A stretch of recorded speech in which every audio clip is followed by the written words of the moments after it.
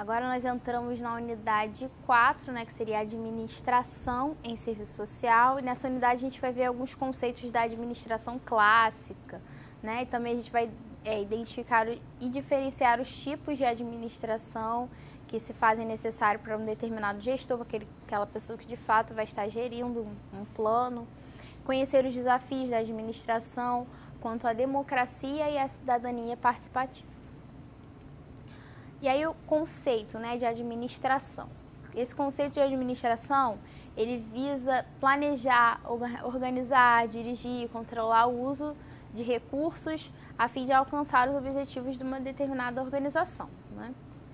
E aí a gente vai, aqui a gente vai pegar algumas teorias, né, em determinados contextos históricos da administração. A gente pode destacar algumas delas, seriam as mais importantes. E a gente vê as teorias da administração clássica, e aí vai ser no período da era industrial mais clássica, no início da industrialização. E aí a gente percebe na teoria geral da administração que começou a ser dada uma ênfase maior nas tarefas. E aí isso seria uma administração científica, né? E o principal expoente dessa teoria geral da administração é o Winslow Taylor, né? E aí a gente tem um processo também que ele foi responsável por dinamizar essa prática da teoria geral da administração.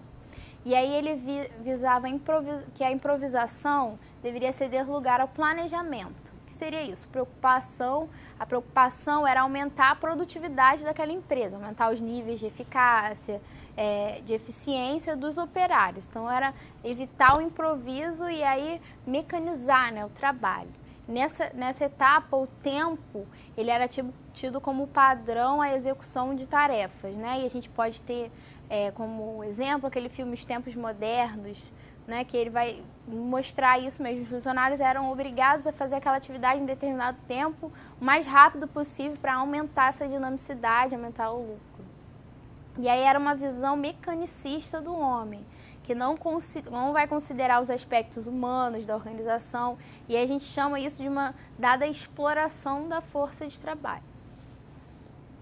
E aí a gente também pode ver nas teorias, a teoria clássica, né, da administração. Ela foi desenvolvida em 1911 e se preocupa com as relações internas já de uma organização e com o seu bom funcionamento. Dessa forma, buscava-se padronizar e prescrever todos os processos administrativos para que eles funcionassem como normas universais.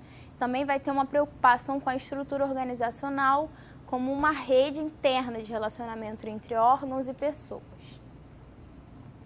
E aí, nessas exemplificações da teoria clássica, né, da administração, a gente pode ver a teoria da burocracia, e aí a gente vê que tem uma ênfase na estrutura mesmo da determinada organização, foi desenvolvida, né, a partir de 1914, e aí o que vai ser isso? A prevalência da ordem, da disciplina e total previsão do comportamento desenvolvido. Seria esse comportamento burocrático mesmo, certinho, né, na organização em busca de uma máxima eficiência. Então, tudo era organizado, tudo era burocratizado para que se alcançasse uma máxima eficiência.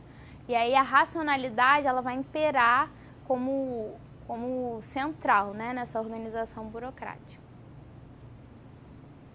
E a gente também vê a teoria das relações humanas, e aí já vai sendo dada uma ênfase nas pessoas, desenvolvida a partir de 1932, e visa ressaltar as necessidades de boas relações humanas no ambiente de trabalho. Aí seria um trabalho mais humano, né, com as pessoas. E aí a adoção de uma administração mais participativa e democrática, na qual as pessoas possam ter um papel mais acentuado e dinâmico, mas ainda assim não era uma participação totalmente democrática dentro de uma organização. E aí a gente vê também as novas abordagens, né, na administração, e aí vão ser após essa era industrial clássica, seria a era industrial neoclássica, né? E a gente percebe as teorias neoclássicas que vão ser dada uma ênfase também na estrutura, né? Apesar de ser uma outra era industrial, seriam a atualização de vai reatualizar as teorias clássicas, né? Só que agora com algumas novidades, né? O foco nos resultados, na administração, por objetivos para melhorar a eficácia das organizações, mas é uma ênfase na estrutura mesmo não muda muito a estrutura clássica, né? E aí a gente vê também a teoria estruturalista vai dar essa ênfase na estrutura de uma dada organização. Seria o estudo da organização estabelecida como modo formal, organogramas, manuais, tudo mais. A gente percebe também, na teoria de sistemas, já agora uma ênfase em ambiente e em tecnologia. Vai ser uma abordagem sistêmica, que seria nenhuma organização que entende que nenhuma organização é autônoma ou livre em seu funcionamento. Dessa forma, ela vai operar em um ambiente interagindo e dependendo deles para a obtenção dos seus serviços. E aí, no final, a gente percebe a teoria comportamental. O que seria isso? Vai ser dada já, dentro da questão da administração, uma ênfase maior nas pessoas, e aí vão entrar novos conceitos, conceitos atuais, né? Sobre motivação, liderança, comunicação, dinâmica de grupo. E aí essa é uma tendência, uma teoria administrativa mais humana, né? Mas, contudo, a tecnologia define o tipo de caracterização das pessoas, né? Então, é humana, mas também vai definir o tipo de característica daquela pessoa, o que deve ou não trabalhar na organização. Então, não é tão humana dessa forma, né? Ela vai definir tecnologicamente quem serve para o quê. E aí tem também a teoria da contingência, que vai ser dada uma ênfase no ambiente, uma ênfase também no ambiente e na tecnologia, mas de uma forma a entender que as organizações bem-sucedidas são aquelas capazes de ajustar-se e adaptar-se ao ambiente com inovação, renovação e melhoria.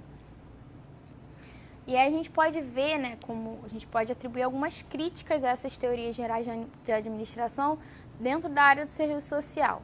Por quê? Porque geralmente as teorias gerais de administração, o foco é sempre no lucro, nunca no indivíduo.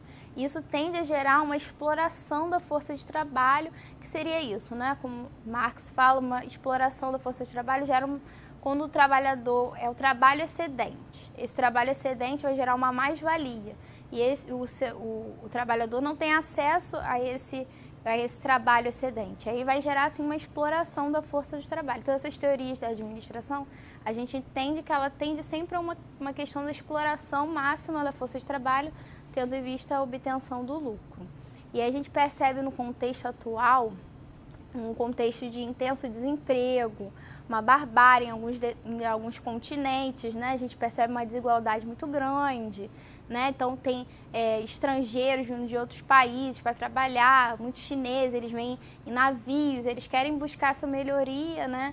E a gente vê uma barbárie em determinadas situações, uma barbárie social que vem diretamente do desemprego, né? Falta de acesso ao trabalho. E aí isso vai também criar um exército industrial de reserva que vai fazer os salários ficarem cada vez mais baixos, né? E essa é a relação antagônica que a gente vê entre o capital, né, que é o lucro, a obtenção do lucro, e o trabalho, né, ou a que a gente chama a falta dele. Nesse sentido, o assistente social ele vai se mover num espaço institucional, ele sempre vai se mover num espaço institucional. A gente não tem uma atividade independente de uma determinada instituição. E aí a gente fala que ele sempre vai se inteirar num ambiente de contradições. Porque de um lado você vai ter os objetivos formais de uma determinada instituição, uma determinada organização, mas de outro você vai ter os serviços concretamente relacionados com aquelas classes que estão mais subalternizadas, ou então a classe dos trabalhadores que vão sempre estar nesse âmbito de disputa de classes, né? Você sempre a questão ou classes, até classes mais subalternas que não têm nem acesso ao trabalho. Nesse sentido, o serviço social, ele visa a compreensão da questão social como conjunto das expressões dessas desigualdades entre capital e trabalho. Nessa sociedade que a gente chama, que é a sociedade que a gente atua, essa sociedade capitalista que vai sempre obter a questão do lucro, sempre vai visar a questão do lucro. E aí, por isso que o assistente social, numa determinada realidade, ele deve sempre buscar ter uma visão crítica. O que seria isso? Desvendar a prática profissional cotidiana.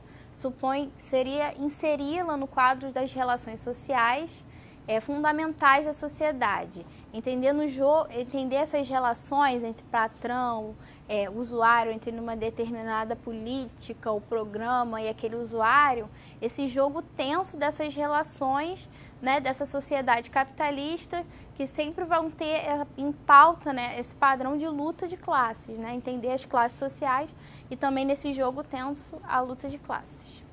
É importante que você, aluno, aprofunde os seus conhecimentos no material impresso, mas também você pode ver ali nas referências bibliográficas alguns autores importantes para você estar aprofundando esse conhecimento.